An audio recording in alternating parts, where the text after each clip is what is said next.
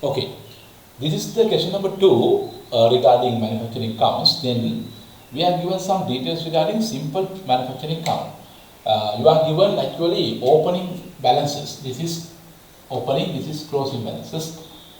Regarding raw materials, WFE, then expenses you are going to incur during the period, purchase of raw material, then raw material returns, that is return outwards, carriage inwards, direct wages, direct expenses.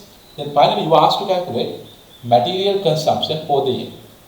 Then prime cost for the year, right?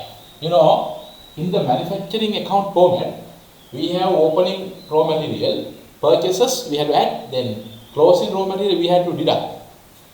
Then finally we take cost of raw material consumed.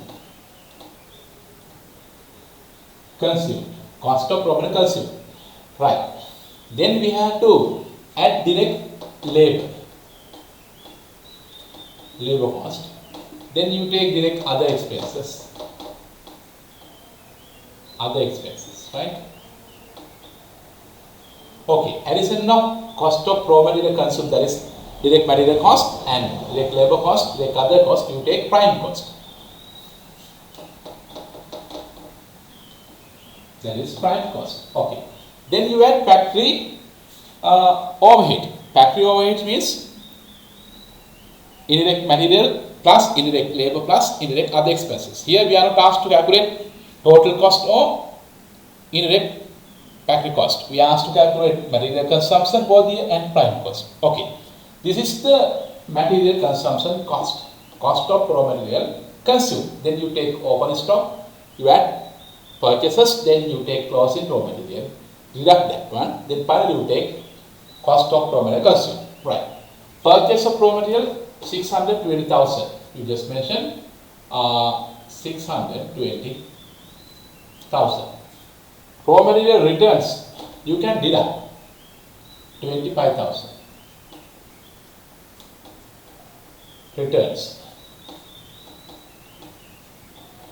Right. Then carriage inwards 15,000 you can add.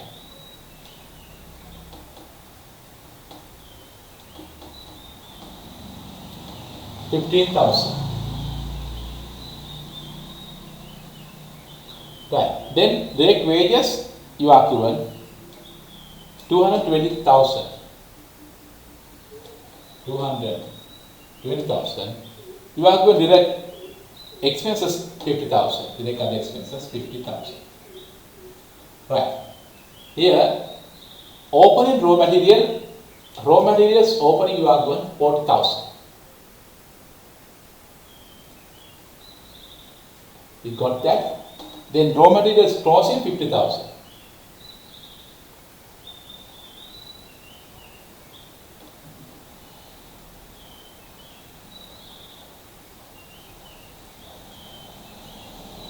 Right.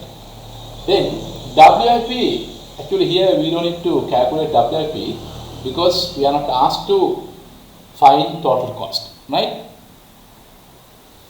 Then you take addition of raw material open stock of purchases, then deduct returns, then add carriage inwards 40,000 plus 620, that is 660, then you get 635. That is the addition of these two and reduction of return outwards. Then you add carriage inward 15,000, then you take 650,000.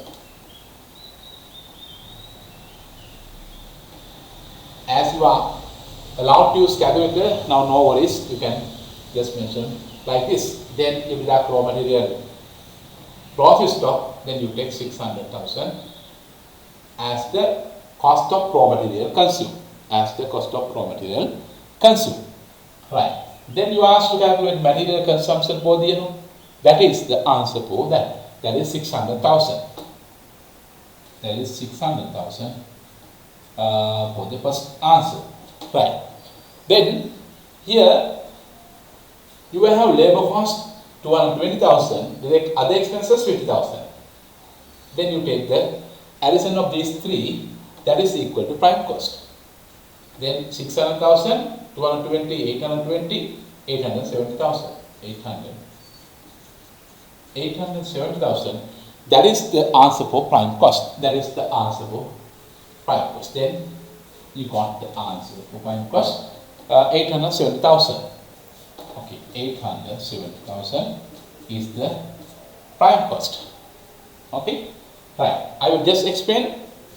Here we are given WIP opening and closing also. That is opening 70, closing 80. You know, WIP means the value of partly finished product or unfinished product. But we have already incurred a cost even for this product. Our purpose is to calculate total cost of finished items. We have to deduct WIP closing value and we have to add WIP opening value. Why? We assume that we first finished part to finished opening stock, and even at the end we can have part to finished closing stock. That's why we have to normally do that. But in this question, we are not asked to calculate the total cost. We are asked to calculate only material consumption for the year, that is the cost of raw material consumed. We got the answer 600,000. And prime cost for the year. Prime cost is, you understood, the addition of direct material, direct labor, direct other cost. Prime cost. Or similar term is direct total cost or total direct cost. Right. But you know, sometimes examiner will ask you to adjust WIP to the prime cost. Normally we adjust WIP to the factory overheads. That means after we take addition of prime cost and factory overheads, we normally adjust the WIP, opening and closing. But sometimes examiner will mention specifically for you to adjust WIP to the prime cost. Then you can't adjust at the end of the statement. Then if the examiner asks you to adjust WIP to the prime cost, you have to adjust here plus opening WIP and minus closing WIP here. Right? And take reference and you can adjust it to this prime cost. But in this question it is not mentioned. Therefore, no need to worry about that. Right. That is the end of practice question number 2.